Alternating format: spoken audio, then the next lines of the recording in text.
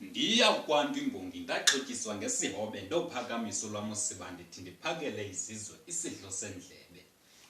Ulwam usiba nguqengqeleka vilindini ndizokuncamlisa izizwe kulo mntu mahlahlahlazo hlwayeleka nasentlango.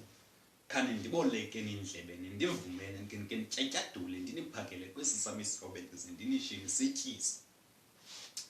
Ngesam isihobe nditsho namazwi ashiya iingcinga eziquqa zibelele engqondweni okomabethe-buya izulu laseMthatha ziqhekeze ubuqili ziyakhe ngokutsha ze ziqiqise. Ndakulo indlale lam iphepha ndicancathisa amazwi phezu kwalo miqolo ze ahlale echininika esengcingeni echuba ubuchophe encothula ingcombolo kunye neengcambu ze acikide nengcamango. Ndakulo indlale lam iphepha ndithi ndibeke amazwi enkuthazo athi abelichizi livuselele amaphupha azike nomsinga kwesinzulu isiziba ngenxa yobunzulu balo mlambo kambe ngenxa yobubanzi bale ndlela.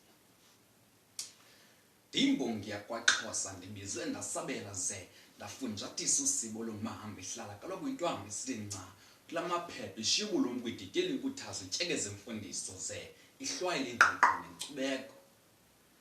Ndithi kaloku ndakulo indlale lam iphepha ndithi thaca amazwi akrobisa ezam iingcinga zize nezizwe zichubelane ze zabelane ngengqiqo.